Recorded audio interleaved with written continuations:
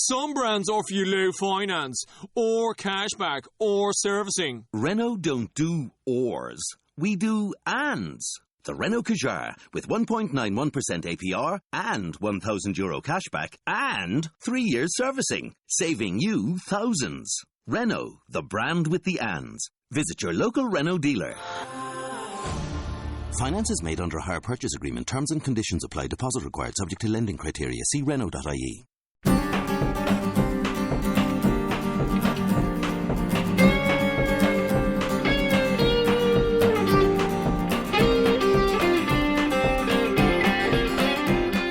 You're listening to the After Movie Diner with your host, Jon Cross. Hello. Hello. Have you done an intro while I was gone? I haven't Did yet. you do your own intro? No, I haven't done any Did you intro talk yet. about me? I've literally just While pressed I the was record gone? button. No, there was no talking about you. Right. Why would I talk about you? There's literally there's things nothing to say. about There's you. lots of things to say about me when I'm not in the room. Lots of vicious just suggestions. Suggestions. About how wrong you are. Because Well, earlier you did admit how wrong you were. When did I admit that? When did I admit that? On our walk down to the cinema, you were crediting me with being right about something when you were utterly wrong. What was this? I don't remember. And then we said you were wronger than someone who had been spray painted wrong. Oh, I do remember that. And then we I had don't the remember whole what I thing. was wrong about. You were wrong about the fact that it was 3 squibs, whatever. Oh, yeah, okay. Yeah, Tony 3 scripts. Tony 3 squibs. This is a flashback to an episode no one's heard. Oh, it's like meta. It's like It is. meta podcast. It's like the inside joke From now on, the After Movie Diner will require you to listen to all episodes. Every single before episode. it becomes funny. Scout, yeah. If it's not funny, No. it's because you haven't listened to all It's the other because you episodes. haven't listened You to all have the to go episodes. back You and haven't- listen to all of them. You haven't scoured through our only when you get- innocuous drivel enough. So anyway, hello and welcome to this episode of the After Movie Diner. Here we are in a diner after a movie. Well, I don't know if it was a movie or a life sentence because it was interminably long. very long. In fact, I have to say, had I perused the information about the film more closely when we decided to go see Closely, it, mate, yeah. I would have seen that it was over 2.5 hours long, and I would have gone bollocks to that for a game of Well, what would we have seen? game of instead? Jeremy Irons dressed up as a ludicrous Russian soldier. What would we have? Oh, lovely, thank you. I don't know what we would have said, watched instead. I don't know, paint dry. What? Oh, no. I mean, I just made a paint dry a joke. movie. I was very impressed with your paint dry joke. I was just enjoying my enormous chili. So here we are in the famous Cozy Soup Burger. It's a Tut Diner about 6 blocks down from the Tut Cinema we went to. I'm just going to dig in, mate. Is that all right? Oh yeah, go ahead. He's got a big bowl of revolting looking chili. He's going to enjoy it, probably. Looks pretty good to me. It looks pretty good to you. Crackers, no rice. I know so much about you from the way you order food. Wait, what does that tell you? The fact that Well, I I am creating in my mind palace an entire Sherlock Holmesian dissection of your very character, right down to the bootstraps of your soul, mate. Share it, mate. Right. Share it with me. No, I'm all fucking ears. It's still formulating. I'm still forming until Well, it's finished. It's 200 and whatever episodes, and I've just got to keep building it. Basically, what the listeners need to know is throughout all the episodes, we are stringing little bits of information about Jim until, like, I don't know, we hit episode 500. It's just like a really, really long con.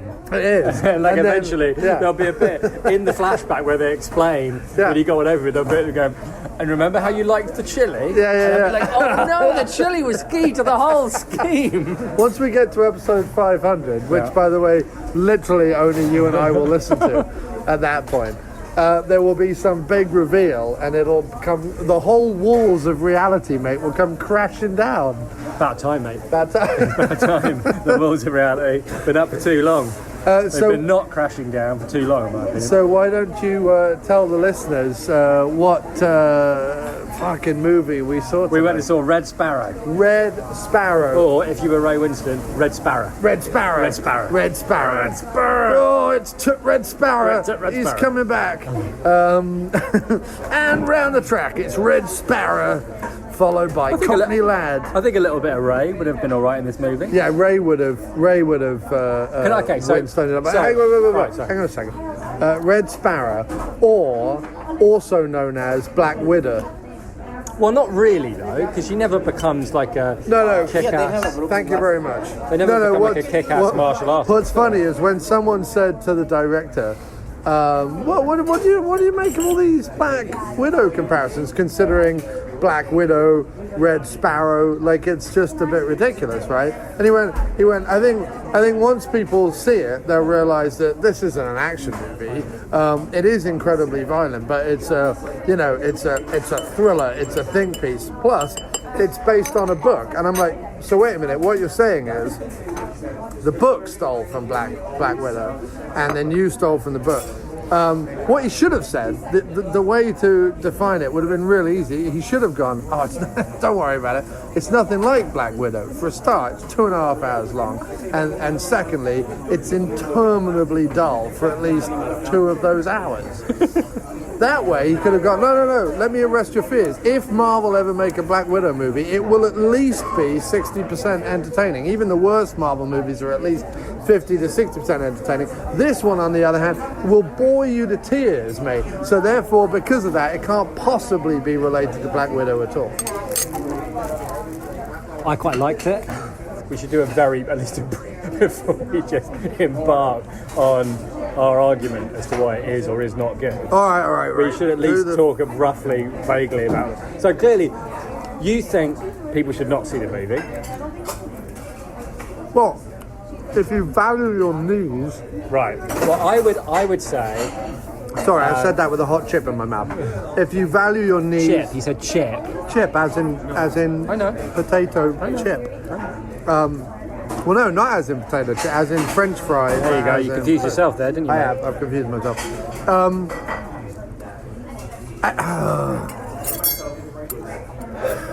It's not... Do I think people should see the movie? I would say, don't go and see it in the cinema. I have to say, I do feel freed by the movie pass thing. Right? I no longer feel like... He's talking about the movie pass. Sorry, we pay $10 a month and we can watch all the movies we want. Yeah. So this one costs $17.50. And had I actually paid that out of my pocket, I would have been absolutely livid. Yeah, so, this is what I'm saying.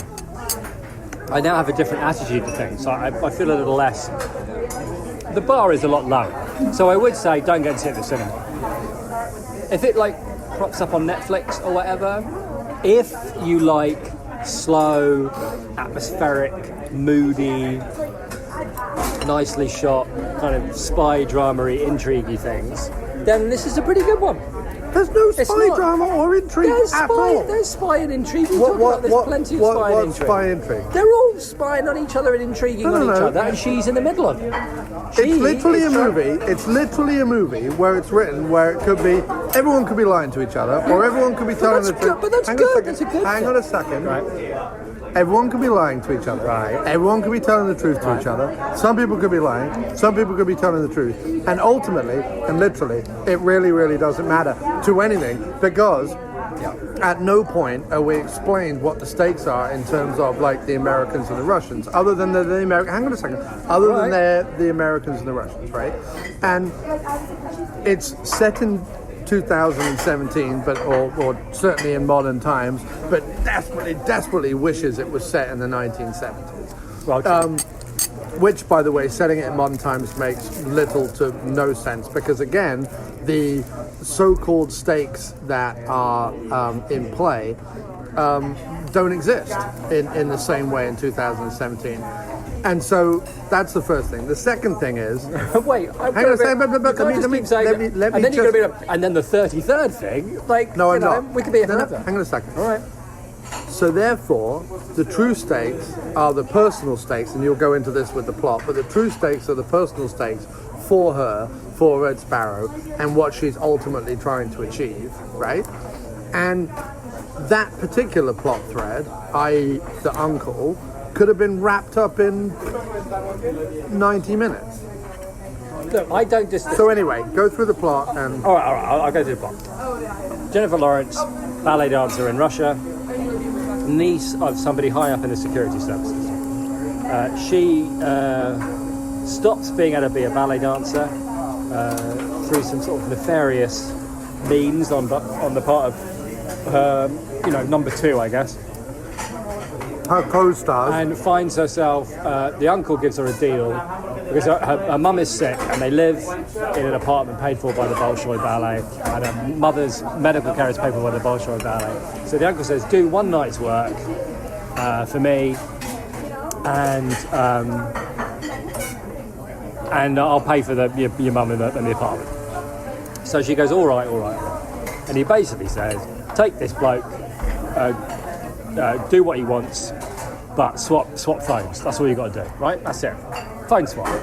During the simple phone swap, things go awry. He gets a bit overly keen, and while distracted, is murdered by the Russian security services, at which she is a witness, at which point she is given a choice. By the only assassin the Russian Secret Service have. No, the only one that the brother guy trusts, I guess. Anyway. The only assassin who happens to look like a lumpy Michael Pitt with Nazi blonde hair. You can get through your lumpy Michael Pitt later. Who can be wherever he wants, whenever he wants, regardless of, distance or time. At no point does he move from one place to another.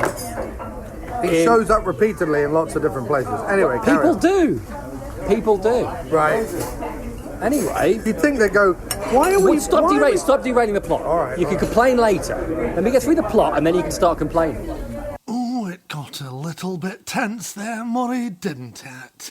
I don't know what's going to happen yet or what kind of play Jon Cross is going to make against Jim Wallace in the future, but for right now, it looks like he's going to sit down and shut up. So, she's given a choice. Either I can't protect you anymore, in other words, you're dead, or become what they call a Sparrow, which is basically like a seduction agent. So she gets sent off to seduction school, taught, kind of how to, be seductive, and then is sent out into the field because the Russians believe they have a high-up mole in their security services, and an American guy who's the mole's handler. A mole handler? A mole handler? What, a person who handles moles? What kind of job is that? They want her to seduce the American bloke. And so she becomes sort of she becomes... How's everything so far? Lovely, thank you. She is in the middle of this Russian-America power game. Who's the mole? Protect the mole. Talk to the mole. Kill the mole. All that stuff is going on, and she's all in the middle of it. Protect the mole? Kill the mole? But what am I doing with a mole? Certainly don't want to cuddle it. And I don't want to protect it either. To kill the damn thing with some poison or something. Or a shovel. Hit it with a spade. That's basically the plot. Can I just say one thing? Oh, Murray, it looks like he's not stopping. We thought he'd got to the end of the plot, but it looks like he's carrying on. It's a bold and brave new Jim Wallace painted world that we all live in. And Jon Cross can do nothing but sit there dumbfounded. I agree with you. Oh, my goodness, Murray, we were not expecting that. He said he agreed with him. Who would have thunk it? I agree with you. For me, if they cut out the whole seduction school thing didn't work. It was boring and it slowed it down, and it screwed up the pace, it screwed up the look, it screwed up kind of the points they were trying to make. There was an incredibly long and mostly irrelevant build-up, and at no point really. And I know they think they did, but at no point really did they actually show the prowess that everyone gives her credit for. Apart from the fact that she's like, oh, blah, blah, blah, I see a photo of someone and I realise that really they just want to be nice to their daughter. Or, a guy tries to rape me, so I recognise that he wants power of me, which, whoop-de-doo, give her a PhD in psychology there. Oh, it's all getting a bit tense again, Murray. Jon Cross is all over the place. He's like a clown at a kid's party. Not a good clown and not a really scary clown. Kind of like a bit of a shit clown who maybe drinks on the weekend, who's trying to make a balloon animal, but every time he blows into the balloon, it just shoots off and whizzes around the place. He never really gets it right, and then he demands twice as much money at the end anyway. I think this metaphor has kind of gone off the rails a bit like this show, but can Jim Wallace wrestle this podcast back into some shape and put us back on the tracks, Murray? Can that happen, or are we all just in the shit? All right. Now, first of all, right, it had huge flaws, and it was way too long. And there were bits where I was thinking, if I was anybody else but me, I would be bored, right? But you know how I can't remember the last movie it was that we saw that we wanted to like, but we ended up really not liking. I can't remember what it was, but it was anyway. It was kind Atomic of Blonde. Right. I knew Atomic Blonde's a good counterpoint to this, right? For me, anyway. Because Atomic Blonde, after the first 5 minutes, or whatever, I thought I don't think I like this. You know what I mean? And I want to point out, this movie way better than Atomic Blonde. Yeah, well, for sure, definitely. But in the same way, that cross-cutting, even though it was really, it was not particularly imaginative, it wasn't making any particular, but the cross-cutting between Blokey going out and doing his spy handoff in Gorky Park and Lawrence getting ready for the ballet, it was this really pleasing throwback to those old 80s movies, and it just really hooked me, really dragged me in, and I really liked Lawrence in it. I thought she was really good, and there was a bit where it was the thing about Lawrence is, and it's probably worth remembering this, right? Did you really like her in it? Yeah, I thought she was great. So it occurred to me when she did the nude scene, right? I'm thinking, well, there's no real reason to do it necessarily. You could have done the scene without it. But then it occurred to me, the thing about Jennifer Lawrence, and it must be strange to be Jennifer Lawrence, that everybody's seen her naked. They've seen her, right? So it's all what's she going to do with that? You know, and the whole thing in the movie. You're talking about the leaked photos from her phone. Right. So, which I have not seen because I don't agree with that, but I know that they're out there. Anyway, it's weird for her because she must it's a weird thing anyway because she's an actress and all the rest of it. But the thing about the movie that I liked was that the personal journey, it all being about her, and it wasn't about who knows. And it took me a while to get there. It's not who knows what. Or what are the stakes, or whatever. It's she's placed in this impossible situation, and arguably she's manipulated from the very beginning of the movie. Someone else breaks her leg and throws her off the Bolshoi, right? Somebody else, there's the uncle giving her the information. He knows she's going to go and do something about it. She's going to be that furious, and then she kind of already feels like she's not herself anyway. And that's when he chooses to make her the offer, right? And he kills the guy in front of her. There must be a million other ways of killing some guy, but he does it in a way that means he owns her, right? Right. And the whole movie is about... He owns her. It sounded like you said he owes her. He owns her, yeah. And the whole movie is about, do the Americans own her? Do the Russians own her? Does the uncle own her? Who's controlling her? Who does she work for? Who is, is she telling the truth? Where are her loyalties? And what's interesting, if you look back on the movie, is it's very rare that she lies to anybody. She mostly just tells people the truth. Right? Because that's what they want. Right. And then she suggests that they keep using her, so that she can keep going out there and telling the truth. But ultimately, all that stuff, I think, the whole heist, but you were eating chips on Thursday, and so now, the Queen wants you dead or whatever. Wait, what? The Queen wants you dead? What? You can't just say whatever and brush over it like you didn't just say something totally bananas. I'm confused. I'm going home. All that stuff, I think, was just... She knows they're looking for a mole. She's already aware that the uncle using the niece is a bit weird. And, he's using her because he's got a bit of a weird thing for her. Yeah. But it could also be, if he's the mole, she's a safe, whatever, conduit between them. Anyway. I think she's just setting him up at the end. But all the way through, I don't think she knows what she's doing. I don't think there is some grand master plan. I don't think she's ever in control. All she's trying to do is make sure that nobody controls her all the way through. That's what I think. That's not true, because she picks up the glass, she opens the bank account. All of that is like No, I agree. about half of the way through. No, I agree, and I'm saying I think I almost wish that stuff wasn't there. But I also think it's a safe bet that she doesn't necessarily know where it's leading. Do you know why I'm glad it was there? What? When he got off the helicopter at the end, and they unveiled him, and he'd all been beaten up and stuff, I didn't know who that was. Oh yeah? Yeah, when they unveiled him, I was like, am I meant to know who that is? So I was really happy for the recap. Fair enough, yeah. Because so throughout the movie, we see him all clean cut and wearing 70s plaid jackets, even though it's 2017. And a preponderance of turtlenecks. And he's all clean cut and clean shaven. And to be fair, although he does have like a very good face for the character he was playing, in other words,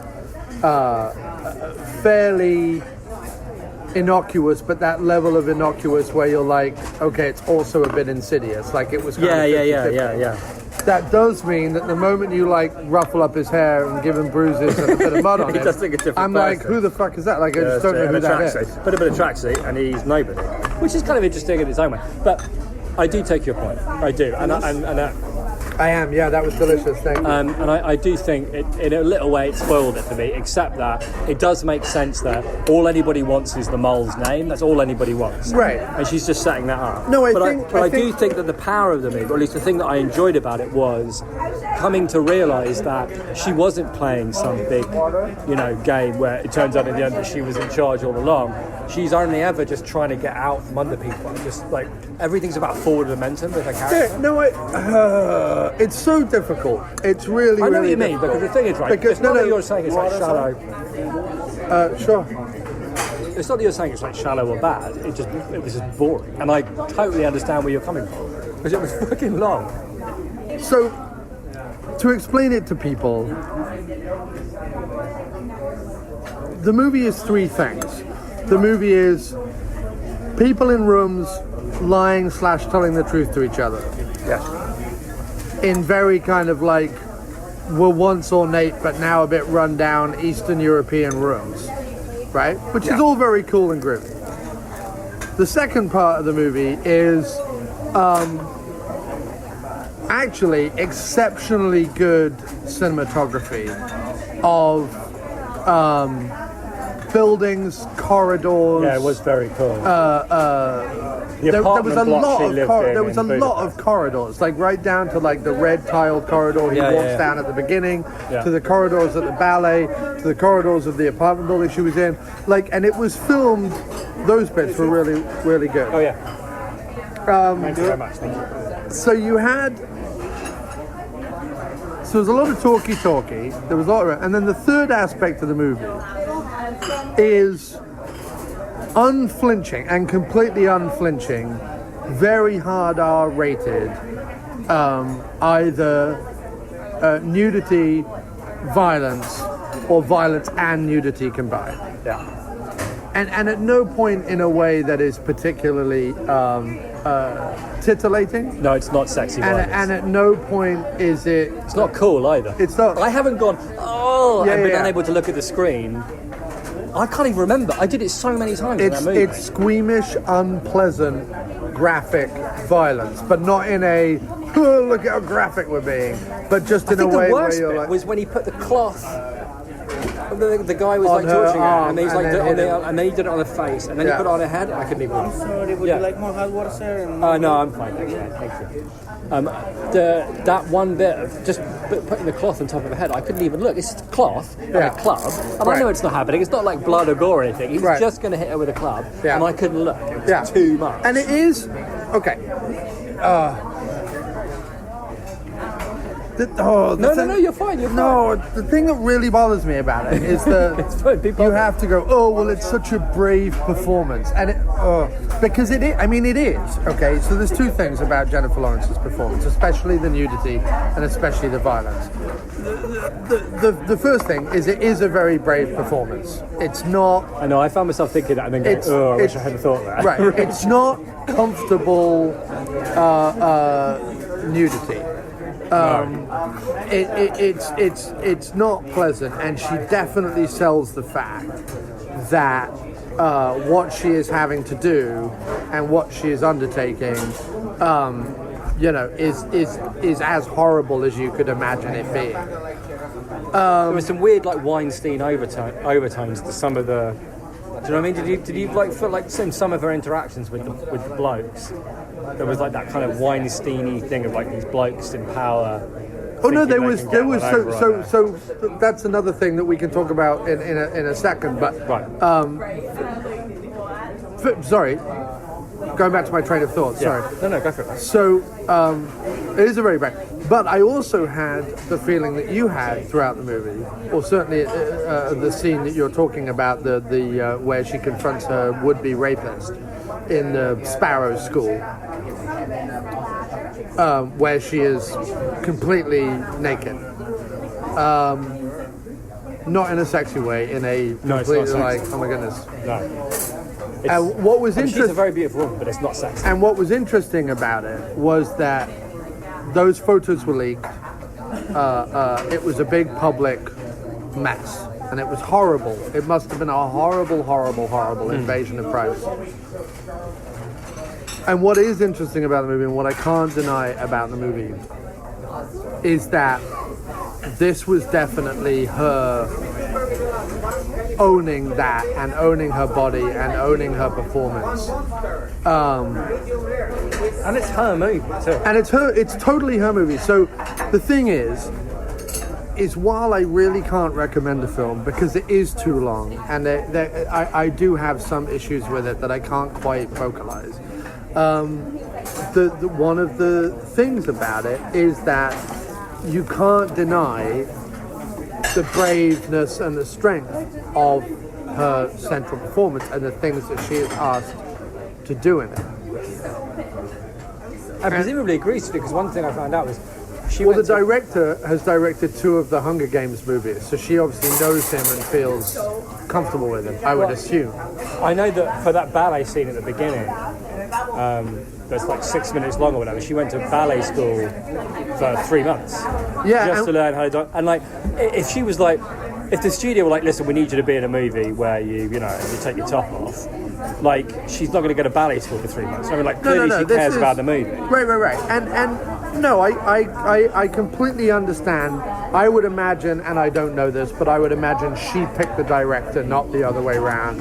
Yeah, quite possibly. Actually, that's what I tell you what's weird about it is The Hunger Games, the first movie, which I saw, it was one of the... I hated it, and one of the reasons I hated it, and count yourself lucky, one of the reasons I hated it is the shaky cam was so bad, you can't tell what's happening for most of the movie. Right. And that's this guy. So, like, where'd he go? Where was him for The Hunger Games? I might have been able to watch that. Maybe a new cinematographer for this. I don't know. Maybe they put a gun to his head. And they went, if you move the camera, you die. But yeah, so the trouble is the way you talk about it and the way I think about it with hindsight, there's a lot to commend the film. But it is fucking boring. But I can't defend the film because... Well, look, and the thing is I can't sit here and go, take that 10 minutes out, take that 10 minutes out, take that 10 minutes out. I would probably get rid of the school. I would get rid of the school bit. I don't think the ramp-playing character or any of that really worked. And I think you're right. When they sent her out into... Because the point is, right, when they send her on the mission, right, to go and, make nice with the guy. Right? The American guy. They've got to believe that she works for them. They've got to believe that she's really good at this, right? And it's, they've got to believe that she's their girl, right? And I don't think, and the school had to establish those 3 things, and I don't think it did. It didn't really do it.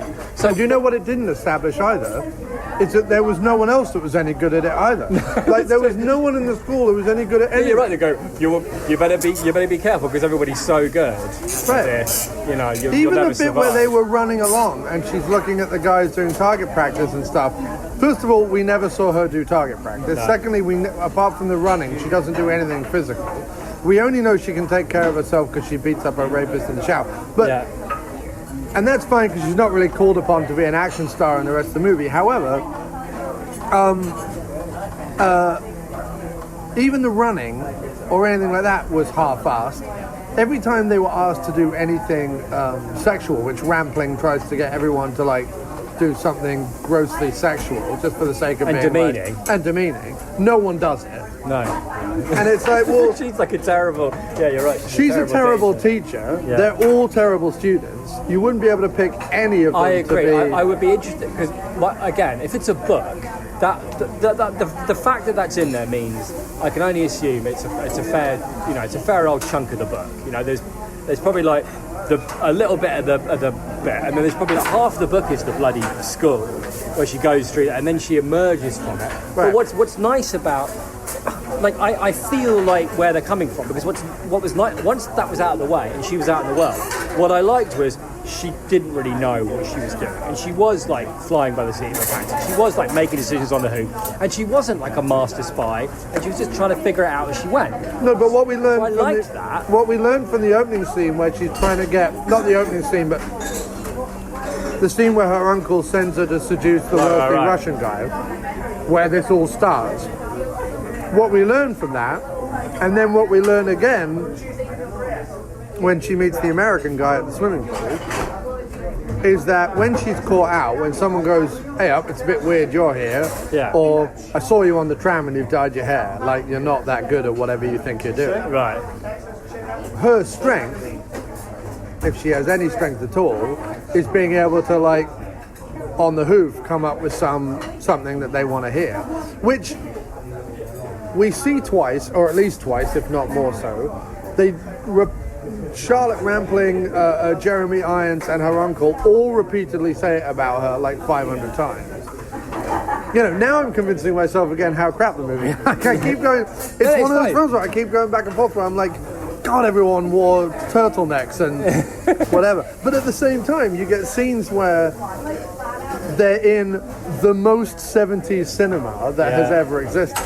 And Jeremy Irons, as a general in the Russian Secret Service, is sat there like loosely smoking a cigarette, wearing a pair of sunglasses. He's incredibly loose. Do you think they said to him, or do you think he demanded, like, I will only play the part if you let me be louche? Mm-hmm. I will only be louche. Yep. We need to be more like, you know, magnetic and charismatic. Nope. I can only give you louche. I will. That's all you're going to get for a bit. Everyone is smoking like it's 1983. Yeah. And everything is grey and awful. But the trouble is on the flip side of that, like, that cinema shot is awesomely filmed. Like, it just, when it comes up and it's zooming in and you suddenly see that the chairs are this ridiculous pattern and a horrible, like, lime green color, you're like, this is amazing. Like, did they build this cinema or did they find this and go, we have to shoot the hell out of it? So, like, there's bits in it, I guess the length really surprised me. I think that there is too much. I don't think there was a clear grasp on who she actually was in terms of we know her motivation because we see her sick mother and stuff, but I also had the feeling that really, if push came to shove, she would give her up as well. No, I think that's what's kind of. I think there was there's the scene where she. There's a scene where she comes back after being tortured, right? And the mother, like, comes up to her and is like, "Oh, I missed you," or whatever. And up to that point, they've been all like, "We're best buds," and everything's great. And she, like, makes to hug her, and Lawrence just like subtly but sidesteps the hug and walks off. And it's not like you know, she's not like blowing her off or anything. It's just like a subtle shift in the I'm here because you put me here. You know, and it's not her mum's fault that her mum's sick. I don't want to. No, I'm alright. It's not her mum's fault, right, that she's sick. It's not her mum's fault that stuff costs money. It's not her mum's fault that she, you know, broke some ballerina's jaw, right? But put another way, it kind of is. Like, she's doing all this for her mum. It's really got not to blame her. So, and ultimately, she does choose the mother. Like, it's pretty clear she can, like, burn it all behind her, you know, and just fuck off to America. Like, that option is available to her. Or she can go back to her mum. But she knows they're never going to, like, how they're going to, like, spirit the mother away in the Midlands, right? It's never going to happen. So she chooses to go back to her mum. She chooses her mum.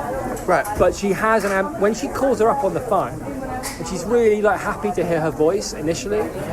You know what I mean? Like, there's a thing, it's like, oh, just hearing your voice. And then Rampling's like, oh, like, Rampling knows it's her. And then the facial expressions they both make after that point, like, after that kind of joy of recognition, is like Rampling obviously feels horribly guilty, but also sort of hates her for doing this stuff, clearly. You know what I mean? Like, how would you feel about your daughter going, yes, I'm going to bugger... Oh, you know, she said, I warned you about the bloody uncle. I warned you, right? And still she's going on doing it. Rampling's not the mother. No, not Richardson. Richardson. Yeah, that was confusing me. You were like, Rampling. I was sorry, like, what yeah, scene did Rampling know? Yeah, sorry. But so the point being is that they both have legitimate reasons to hate each other, but they're doing everything they're doing for each other as well. So there was like a pleasing ambiguity. I don't know. I find the whole to me. She didn't do it all for her mum, but then again she sort of did. She did what really the truth of it is. Right. She did what she did throughout the entire movie because it was her only way out. Everything she ever did, she did to stay alive. No, I know. But now you're talking about it like it's a good movie, and it's not a good movie. But I enjoyed it. No. I know it's not good, but I enjoyed it. And we both know sometimes you can watch movies that for personal reasons, taste, you like. I'm having such a problem with this. Why? Well, because I was at the very least hoping that I could sit here and make jokes. You can make jokes. It was lots of it. I can't make jokes. Why not? Because I don't have any in me. Because I'm suddenly feeling very tired. And maybe because I just sat through 3 hours of bleak grey. And it was very bleak. I just said it in the 70s. That really bothered me. I know. I don't know why they did that. Just said it in the 70s. I think they wanted to make some clever point about like Russia's continuing influence, but it didn't need it. But I think So this is one of the points. Okay. Right. The reason why, had this been a Black Widow movie, it would have been more enjoyable. Yes. Is that more fighting, less moping? No, not that. It's just all the cliches that existed in this of the Russianness of it, the 70s-ness of it. Right. I'm lying, I'm telling the truth, I'm lying, I'm telling the truth. What you mean. All the Stuff, sexiness, the lime green seats, probably. Right. All that stuff would still exist as it does here, but they would have known that that's what they were doing. There would have been some like acknowledgement of the cliches and a lot of fun to like bolster the cliches, and it would have just been like a good fun romp with, I agree, skirting over the whole like horrible abuse thing, but like it would have been there would have been at least but the problem I have with it is that on one hand it wants to be, and I'm talking about Red Sparrow now, is it wants to be a thinky, talky, men in rooms smoking, 70s turtleneck, art house, Eastern European, nobody smiles, nobody tells a joke, everyone's got their own agenda movie. And on the other hand, it wanted to have like all these cliches going on, and like right down to fucking annoying things like, why were there floppy disks in 28? There was no way that she would be able to check floppy disks on a fucking laptop. You're right. How did she check floppy disks on a laptop? It just doesn't exist. It's not a thing that exists unless she had like some floppy disk checker, which isn't a thing. Yeah, that's true. And presumably the reason is. And then Mary Louise Parker's presumably they moved the setting of the book to 2017, right? Because you take the floppy disks, right? The floppy disks need to be there because that whole like thing with the desk and swapping disks, like disks are big and they're cumbersome. And but that was a whole like James Bondy spy movie scene. No, I agree, but I'm just saying. But the point about complete the scene with in the a CIA agent doing the funny English accent, and can I check your minibar? But like it was all stuff where I'm like, this would be fine if in between these scenes it was like ba-da-da-da, ba-da-ba-da, ba-da-ba-da, ba-da-ba-da, but it wasn't. Between those scenes it was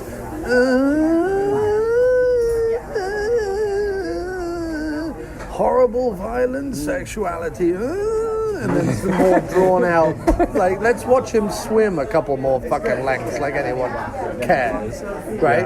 And let's go to of course she has like a station chief who's this horrible flabby lech. Like, what, I mean, oh, she has to get the better of him in a strip club with a camera because she's so clever. Like, we've made that point 100 times. Like, get rid of all of that. But my main point being is that you either go for the, you know, mid-70s Cold War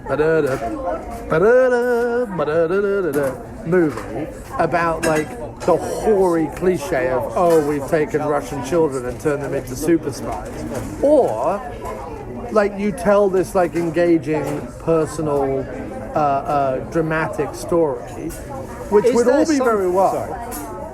But then that is occasionally derailed for me by the scenes of floppy disks and smoking in hospitals. Okay, I agree. When I'm like, people don't smoke in hospitals anymore and no one uses floppy disks. I agree. I mean, I agree that the floppy disk thing is amazing because...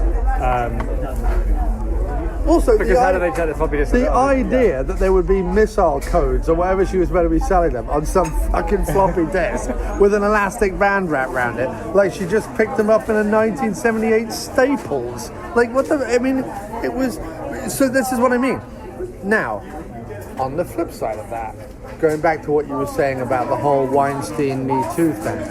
So Jennifer Lawrence is like good friends with Taylor Swift, right? And there's that whole thing with Taylor Swift about the DJ. Oh yeah, who, yeah. When a photograph was taken of them, Taylor Swift claims that the DJ had his hand up her top, a hand up her skirt, or something like that. Because from the front it looked normal, but from behind he was copping a feel, right? And she won in court, and like, no. I forget how she did it, but it was something to do with $1. Like she wanted. Being something of a Taylor Swift fan, I can tell you that she won in court, and he was asked to pay her $1 in compensation because I feel like she didn't want to profit, but rather expose him for the arse that he was. I don't know. I'm just hypothetical. Anyway, there is a scene, I think they're friends, and there is a scene at the beginning of The Red Sparrow which emulates that, which is the greasy Russian oligarch, wealthy dude that she is later meant to seduce. He comes to the ballet at the beginning of the thing, and... yeah, I'll take some. Thank you very much. And now we pause in the podcast as they fill up glasses of water. Thank you. Thank you. And she says, you know, he says anything you need, blah, blah, blah, blah, blah. And she's like, of course, Jenna, anything you want or whatever. And he says, I would like a photograph. And as they go to take the picture, he moves his hand from the back of her dress to up. He moves his thumb between her shoulder blades and does a fairly like movement with his thumb.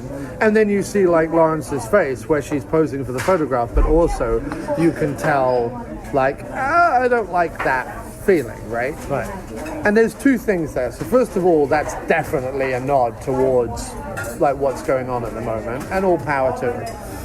But on the other hand, it's also explaining that at that point in the character's life, the mere touch of someone despicable like that would be enough to, you know, put the willies up her and like, you know, make her feel uncomfortable. And then at the end of the movie, she's like making out with her uncle and, you know, pretty okay with just about anything. Yeah, that's true. Yeah. I mean, the thing is, right, is I don't disagree with anything that you're saying. The floppy disk thing is ridiculous. There is far too much. It's all... Yes. It's all very... it's extremely bleak and difficult to watch sometimes. The violence is really heavy and crazy. And not, like... Let me ask you, is it necessary to the characters, all of it? Is it all justifiably necessary? What? Either the extreme violence or the extreme nudity? Well, the extreme violence, I think, is Like, for example, Yeah. the first utterly graphic thing we see in the movie is after her leg has been broken in the ballet. We see her lying in sedation at the hospital. Oh yeah, Her leg is open, and a doctor is drilling yes, that's right. into there's the drilling, bone right. of her leg. But presumably, No, but okay. that I don't need to see that. No, that doesn't forward agree. the plot. I agree. Look, but I would say this about all that, right? That it did make it made, even though it was like slow and ponderous, it was also quite a visceral experience watching it, and I think that it helped accent like the things that she was going through. Like a lot of the Right, but okay. So we were talking before the movie.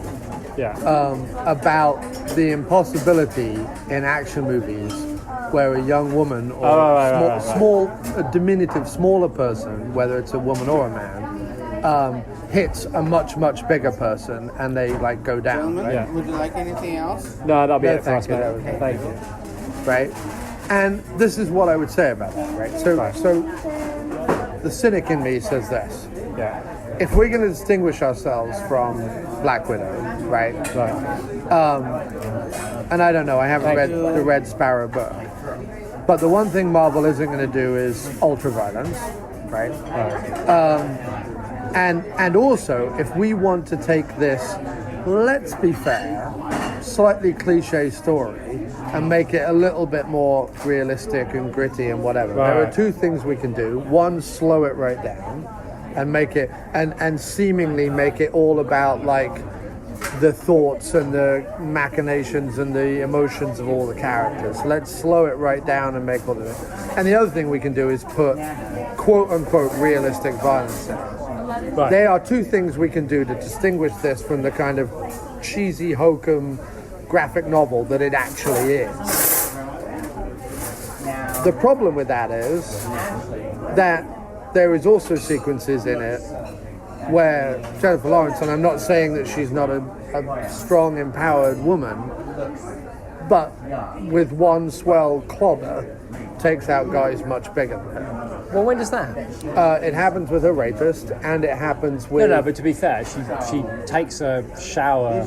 Yeah, but first of all, she's able to break a shower thing off, which any one of us, even you and me, would be like gripping at that. The water Well, would be... I agree. And then she swings at him and takes him out, right? Then, with the blonde, wispy, I look like a cross between Crispin Glover and Michael Pitt, and seemingly I'm the only assassin that the security forces of Russia use because they're willing to spend lots of money flying me all over the place when they could just go, don't we have a guy in Bucharest with a few knives that could stab it into an American guy? No. Let's send a blonde guy who wears all in black who isn't at all a fucking walking cliche.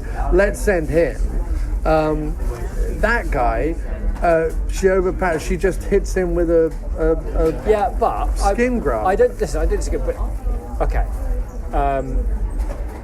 Also, how many times can one get walloped, stabbed, slashed open, punched, and all the rest of it, and survive with, 8 hours in hospital? And then she's running about the place. Even her leg miraculously heals quicker than anybody else's leg would. No, her leg, she was in the school for a long time. We didn't really get that impression, but she's supposed to... At one point, a character goes, it's been 3 months or whatever. You shouldn't be walking around, and she's like, well, whatever, I'm magic. Look, can I just say this, right? The truth is, nothing you're saying is inaccurate. And I'm not able to argue any of it. I think it is like a cheesy slice of hokum that they have slowed down and added like graphic violence to make it like more gritty and realistic. I think that they've said it in 2017 because they feel like with everything that's going on between Russia and America right now that it's, suddenly the enmity between Russia and America is like, relevant again, and I would say that actually one of the interesting things that. But is there enmity? I thought there was collusion. Well, no, there's collusion between, but everybody except the guy in the White House is supposed to be trying to stop the Russians. Are they? Why do you think Russia Just like did what one they or two did? people are trying to stop them. Everyone else seems to be perfectly all right with it. Well, no, I mean, if the guy in charge of everything is okay with it, sometimes there's not much you can do, but you can bet that.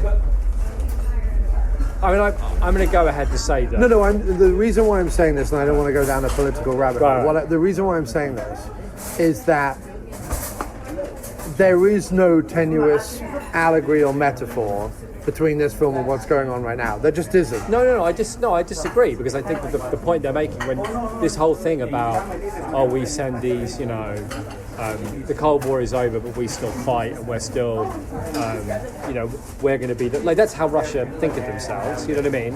That stuff. But what I'm saying is all the stuff that they're doing with. Facebook and Twitter and hacking voting machines and all that stuff, right? All that's part of. We don't have a lot of money, we don't have an army anymore. Right. We're gonna sow discord and chaos. But in the movie, right? This is what I agree. In reality, that's what they're doing. In the movie, Rampling goes. The Americans have grown weak because they're all too busy with social media and shopping. So now's our time to pounce. And their idea of pouncing is let's train everyone to be like, I'm going to show up in an American agent's thing in a slinky outfit and knob him into submission. That's their whole plan. That's what I mean. There's no direct correlation. No, I agree. If she said they're all on social media, so let's get them through social media and let's teach you in the ways of social media. But what I'm saying is, but I was agreeing with you. I was saying you didn't. You said I don't agree with that there's no allegory. You said there was an allegory. Oh no, I'm saying that they are by setting it in 2017. That's what they're doing. They're going, well, there's new beef between America and Russia. It's higher than it's ever been. Right? There's a proper proxy, war being fought. And if we set it now, it'll look like it's relevant. But if they said it now and it was a techno thriller, fine. No. I agree. But it's obviously the same book. That's what I'm saying. If the book's set in the 90s or the 80s or whatever, with the floppy disk, and all they're doing is setting it in the modern. No, I'm saying, right? You're not hearing me. I'm saying. Well, the big flaw of the movie is the only reason it's set in 2017 is to make that lame, to try and make it seem relevant. In other words, they're hoping that by setting it in the modern world, that'll be enough for us to go, oh yeah, Russia, Twitter, Facebook, Trump, without having to do the work you're talking about, just actually make it relevant. They're just making the film, but they can't even be bothered to come up with a better floppy disks substitute, because it's just presumably a flash drive. I don't know, but something that works better. The only reason I don't go with a flash drive is who needs to check a flash drive? How would that even? You know what I mean? You don't need 10 minutes to swap flash drives, right? So it's I'm saying that's a huge flaw with the movie. The only reason it's set in the modern age is to make it appear relevant, to cash in, as it were, on people going, oh, Russia. Right, except that there's nothing in the movie. No, I know. That's what I know. I'm agreeing. That's what I'm saying. Right. There's no reason. That all they've done is scribbled out 1987 and written 2017, but everything else is the same. What else is there? Right. Yeah, that's what I'm saying. It's a huge but I flaw started with the off movie. by saying there's no allegory because nothing that happens in the movie corresponds to what's going on today. Oh, I'm sorry, I misunderstood. And you said I don't agree with that. I'm sorry. That's where I disagree with that there's no allegory to be made between what's happening between Russia and America now. That's what I'm thinking about. There isn't a movie to be made about that. Well, there is, but it wasn't this one. No, definitely not. Because the truth of it is if it was actually set in 2017, the school would be a typing school and a how to catfish people school. It wouldn't be a how to wear a slinky outfit and wander around Budapest. It would be how do we get on Facebook and tell a bunch of mad people what they want to hear. That would be the story. Yes. And I suppose you could be she does go around telling people what they want to hear. And it was no, she goes around telling people all she knows. She goes around and just tells people whatever she can just to kind of keep the ball rolling. It's just one of those movies that when I liked it to start with. Yeah. And it nearly lost me because it was quite dull. But I just didn't stop. Would you? Okay, here's a question. I didn't stop liking it all the way through the movie. Will you ever watch it again? No. Right.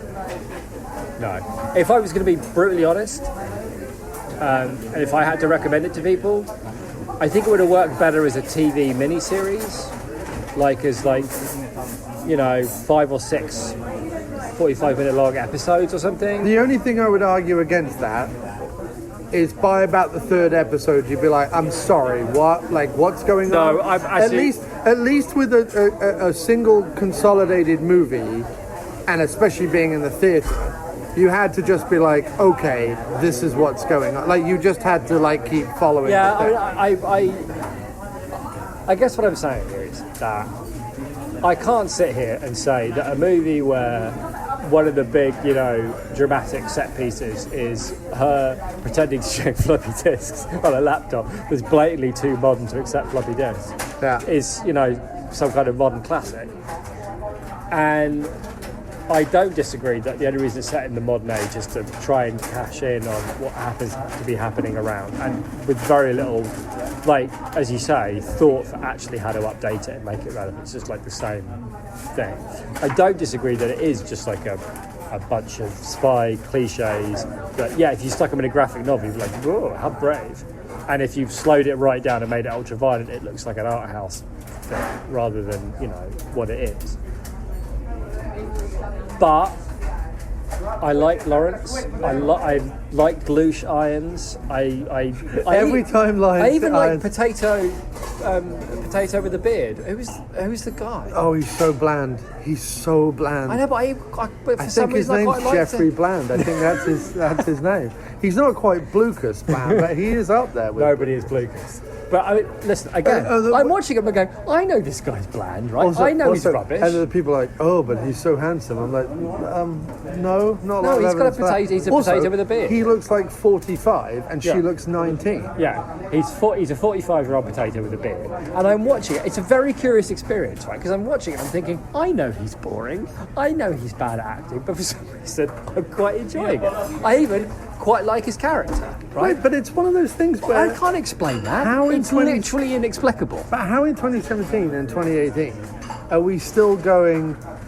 Are producers of movies and in general looking at people like this guy, or looking at people like Jay Courtney, or looking like people like Sam Worthington or whatever his name is, looking at people like that and going, we all know that they're awful, but let's keep putting them in things. But it's like spit and hit someone who is both more talented, more attractive, and like more age appropriate to love. I agree, but it's funny. I think what they've done is there was a period before the Courtneys and the Worthingtons where they took charismatic actors, and then they stuck them and go, oh, he's a charismatic actor, we'll put him in this movie. And they were all stuck in like horribly inappropriate movies that didn't showcase their talents. Like Colin Farrell's like a really good actor, really charismatic. They just kept sticking him in things that he was rubbish in. Right. Because it was like wrong for him, it was the wrong movie. Just like so what they've gone is, so we'll just take like potatoes with stubble and we can put them in literally anything and they'll be the same. No, I know exactly what it is. I've got a perfect allegory, okay, right? Or metaphor rather. So you go into a clothing shop, right? And you see a pair of trousers that you really like. Like you see the trousers on the hanger and you're like, them's the very boys for me, right? And you go into the dressing room, right? And it doesn't matter what shirt you put with it, how you try it on, whether you sit in them, stand in them, turn to the side or whatever. You just can't make them work. Right. There's something about it. The colouring is off, the fabric's too long, your legs look weird, too tight, whatever it is, right? So then you go...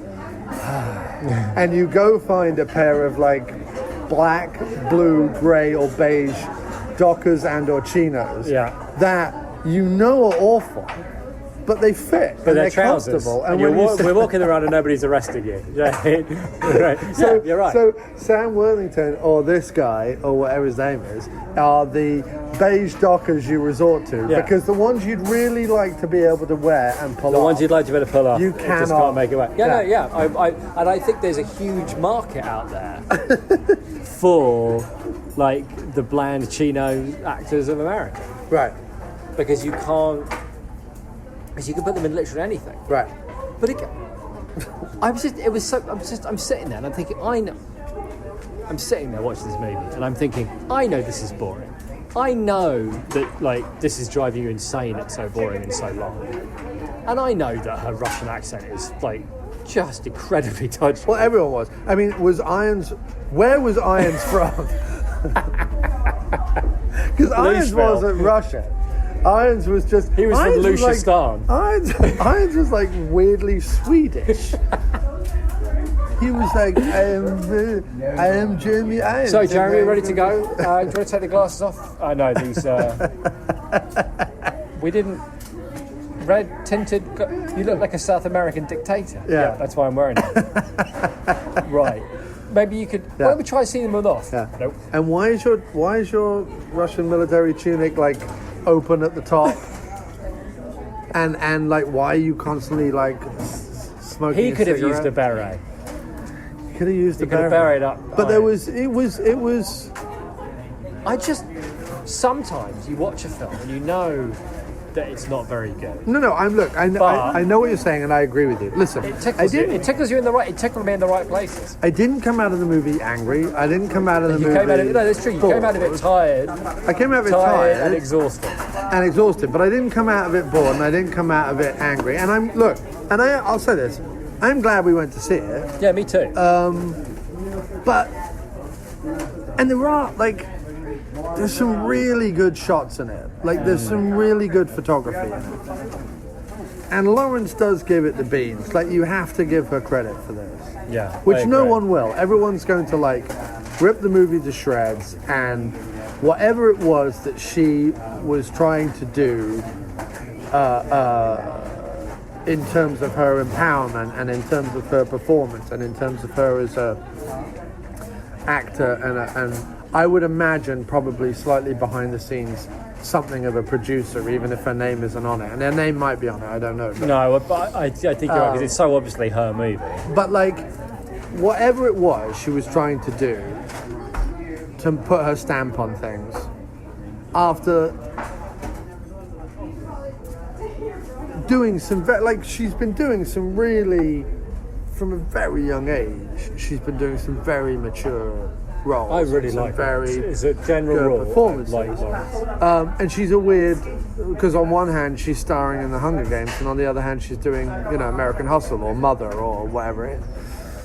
So she is interesting for that regard, and Red Sparrow is interesting on that side of things. But so I feel compelled to mention that, but at the same time, I just can't recommend it. And it's kind of sad that something that has all the components in it, that if they were just put together differently, I would rather enjoy.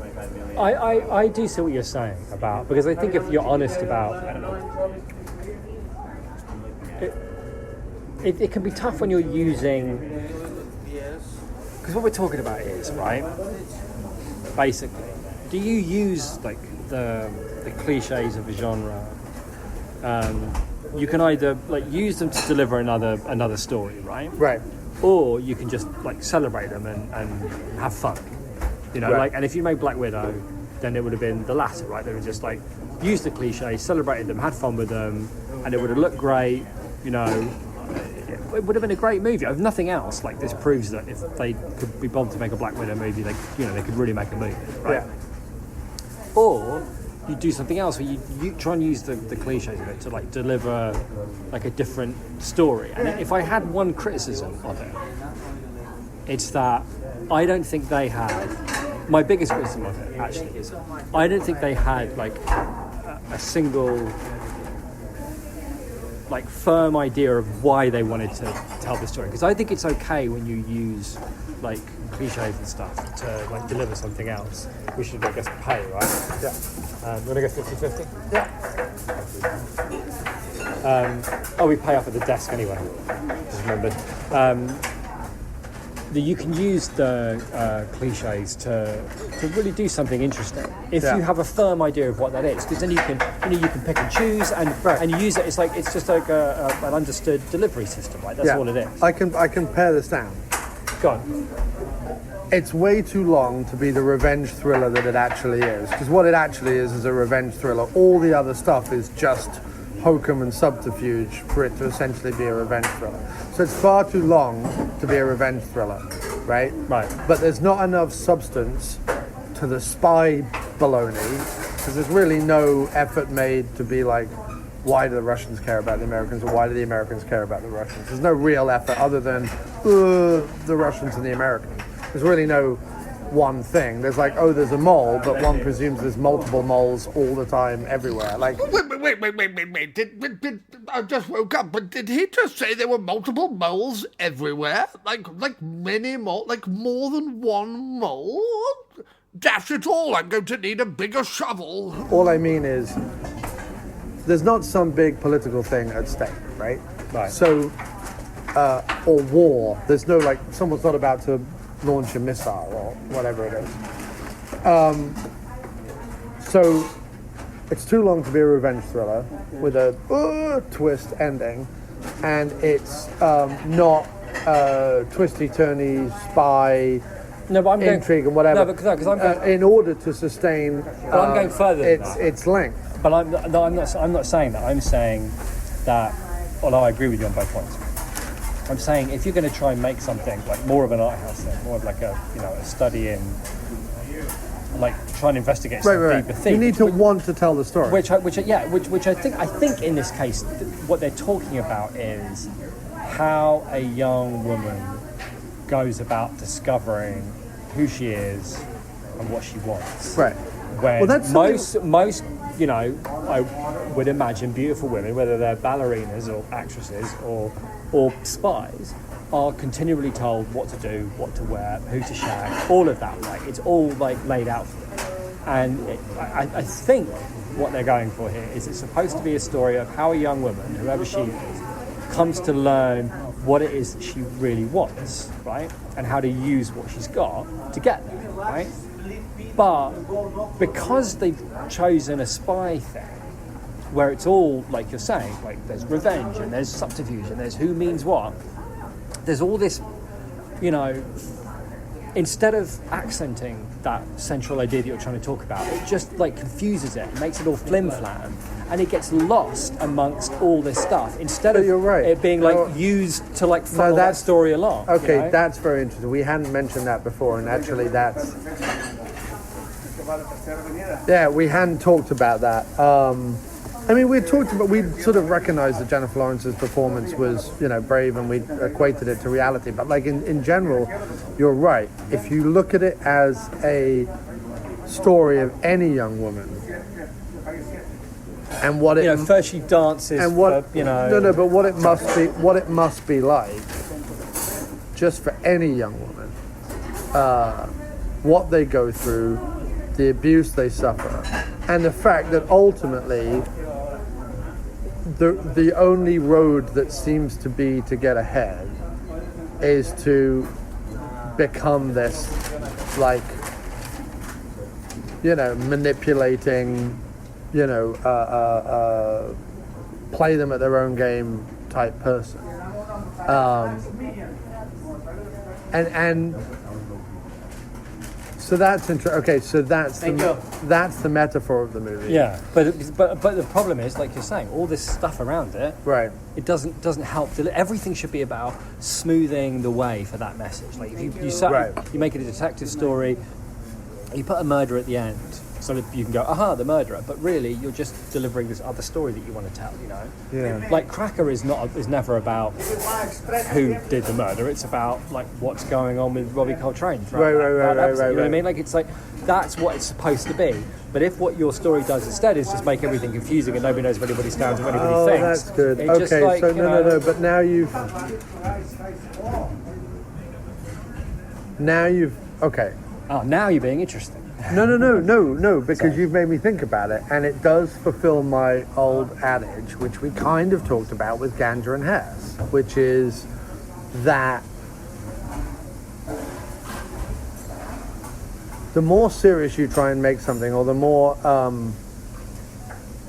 you stretch something out, or you try and play the earnest artist human angle, the less I feel the message actually gets across. Whereas in something like a Coffee or a Foxy Brown, which I know you're not a big fan of, but like I haven't seen Fuzzy Brown. I just didn't just like to coffee. just to use that as an example, I watched that, and yes, it's a grindhousey B movie, wham bam, action blaxploitation film. But it taught me more about, female trouble and then female empowerment, and Pam Grier is an actress, and What even is that? Like, that literally hasn't made a single noise all night. it literally sounds like he's grinding teeth. It sounds like the bone saw at the beginning of the movie. It does sound like that. It seems to be winding down, whatever it is. No, back up again. But my basic point, and I'll talk a bit louder, but my basic point is that I still claim genre films and B movies, to my sensibility, because they tend to be 90 minutes, they tend to have a fairly straightforward plot, they tend to have a lot of stuff going on in them, they still teach me more about humanity and personality and all that stuff than something like this does. Although when you point that out about this movie, fuck.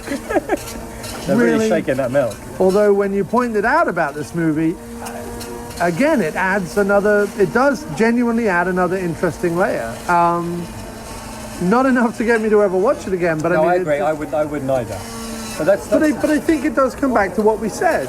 If anyone should be applauded for the film, it's Jennifer Lawrence. She's clearly trying to say a bunch of stuff with it, both personal and of the moment. Right.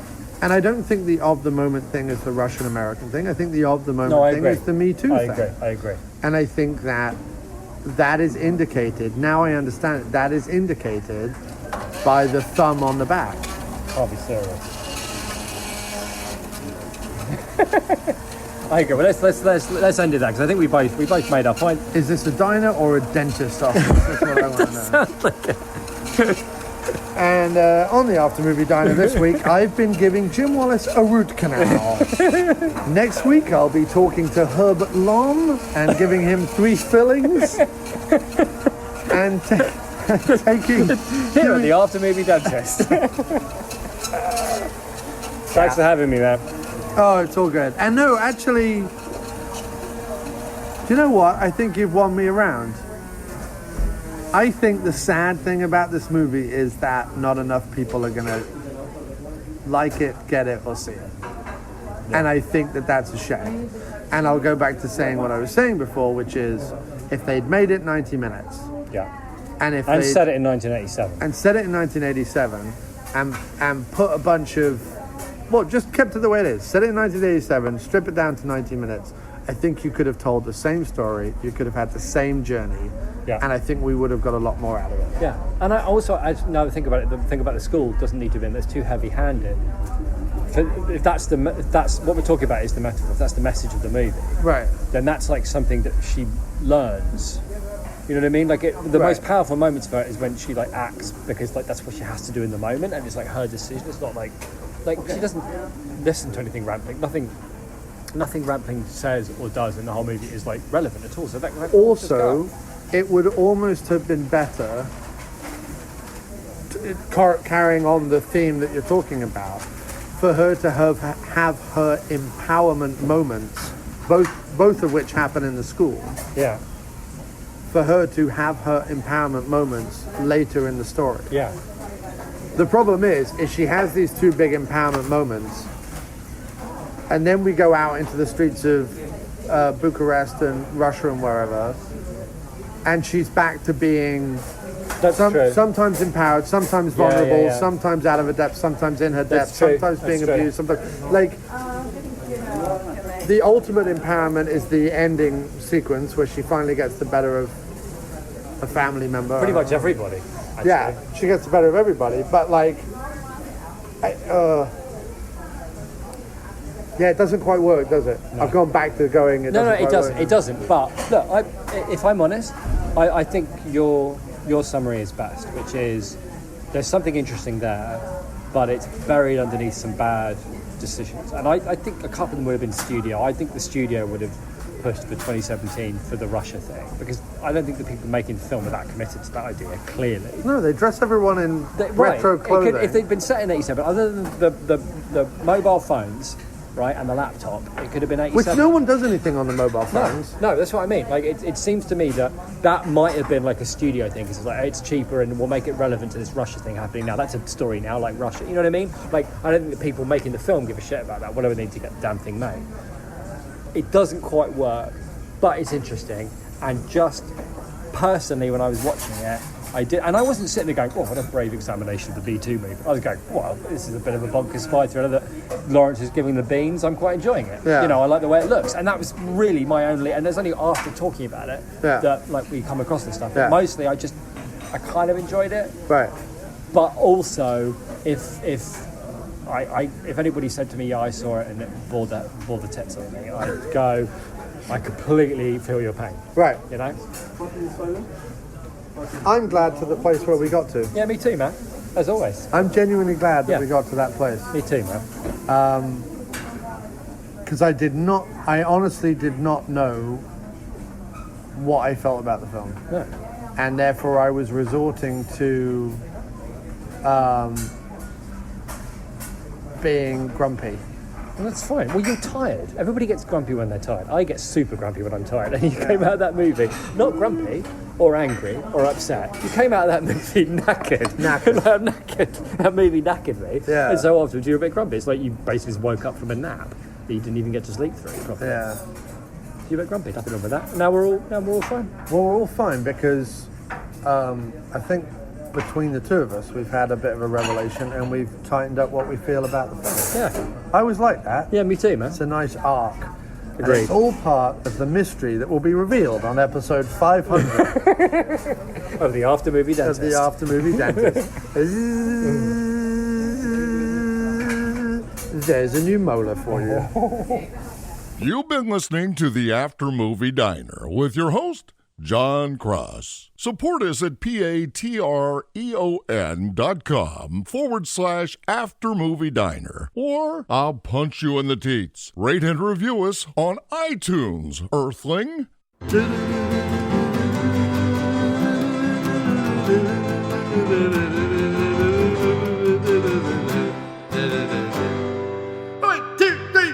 Roll at the barrow, we went to see Red Sparrow with Jenny Law all in the buff. Oh, it was also bleeding long, and we even saw a dog, and after several hours I had had enough.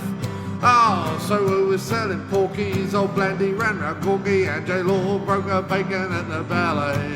It wasn't an old 80s flick, despite the bleeding floppy discs, and all the spy cliches will send you quite to lally. But it wasn't a load of old Jacksons, although it skipped out on the action. There were boiled beef and carrots all over the screen, but it was telling fibs and knew the Babe Ruth. And will anybody ever come clean? Not bleeding lightly. So roll out the barrow, no need to see Red Sparrow. Maybe wait for it to come on the custard and jelly. Sure, it's photograph real chicken and its performances are kicking, but some of it lacks the necessary welly. But if you don't want to Adam and Eve me, then be my guest and Red Sparrow go and see. But don't come bawling to me with a pain in your bowl. It's almost 3 hours long and it's not really worth the trouble. Ain't that the Babe Ruth? Oh, roll out the barrow. We went to see Red Sparrow with Jenny Law all in the buff.